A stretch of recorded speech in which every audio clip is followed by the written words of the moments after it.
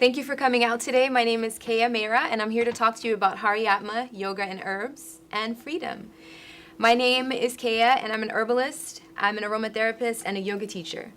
And I first became exposed to the healthy living lifestyle on my grandmother's farm in Alabama, where we had organic meat, organic vegetables, organic play. Everything was, the life of a farmer.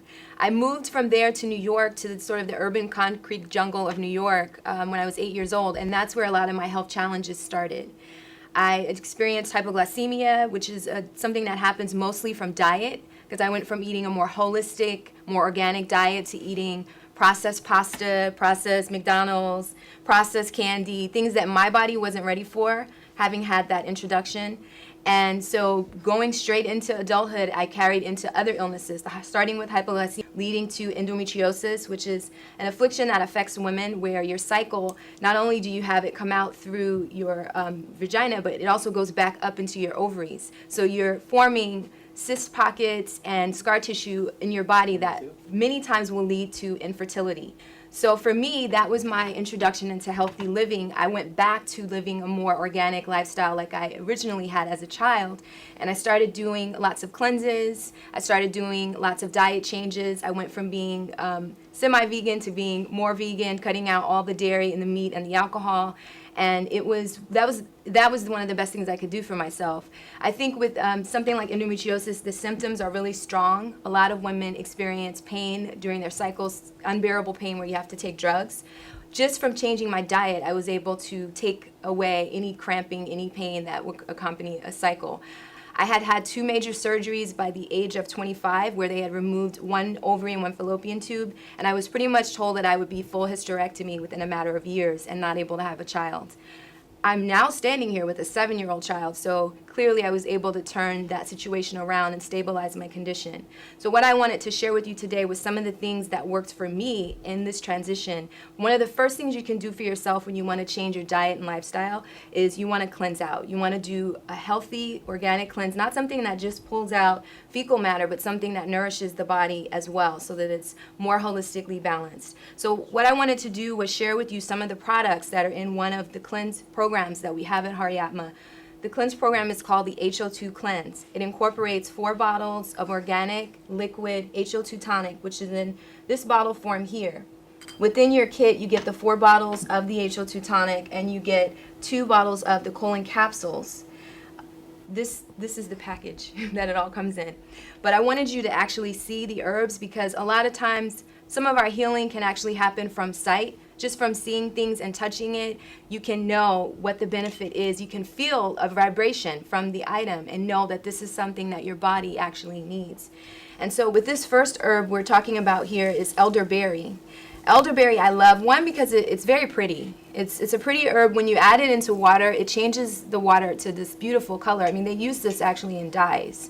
It's a very natural, very gentle herb that's actually really, really safe for children. That's just how safe it is, but it's so potent. It's like, don't even be fooled just because it's for children. It's not potent. It's one of the herbs that was used in the U.S. pharmacopoeia, one of the early on herbs that were used for building the immune system and fighting infection. It's very high in vitamin C. And like I said, it's very pretty. Even if you put it in your mouth, you can taste the berry constituency of it. I use this along with the flower of the herbs. And then one of the other herbs that I like to use is nettle leaf. With this nettle leaf, it's something that's native actually to California. You'll find it growing in the wild in California. I try to use herbs that are locally grown as much as possible. You are going to see a few things that are imported, but they're all organic. This nettle leaf is very nutrient dense, very high in iron, very high in many of vitamins and minerals that we need in the body. The benefit of having something like this, here from local pastures, is that our bodies, when we're born on one particular land, like we're here in the West, so our bodies are more acclimated to things that are within our local environment as opposed to fancy things that are shipped from other countries. Though exotic, we are from here, so the things around us are going to be most suited for our constitution. Then when you move along to the oat straw, the oat straw again is also very pretty. And oats are really great for the nerves. You probably can guess that because when you think of a bowl of warm oatmeal in the morning, it's very comforting, very calming to the body, and it's filling.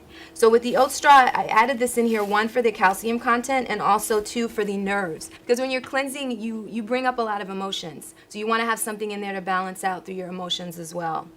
Then we move to the dandelion, which is one of my favorite, it's really called the mother of all tonics and tonic herbs. And I love to use this one because it grows wild here in California and probably everywhere. Even if you don't know it, you've seen dandelion leaf with those little yellow flowers on it, and you're pulling them out of your yard and you're trying to get them out of the grass and out of the garden, they just take over. But the benefit is if you have something that's this nutrient dense and this vitamin packed, and then you put it in your body and it has that potency to be able to take over and cause good havoc, then this is a good thing to have in your body and to have in your tonic. These are just 4 of the 17 herbs that are used within the HO2. The last part would just be the male and the female tonic. Those are tonics. I started out talking about endometriosis and some of my health challenges, and so those are tonics that were developed to help balance and stabilize the reproductive system.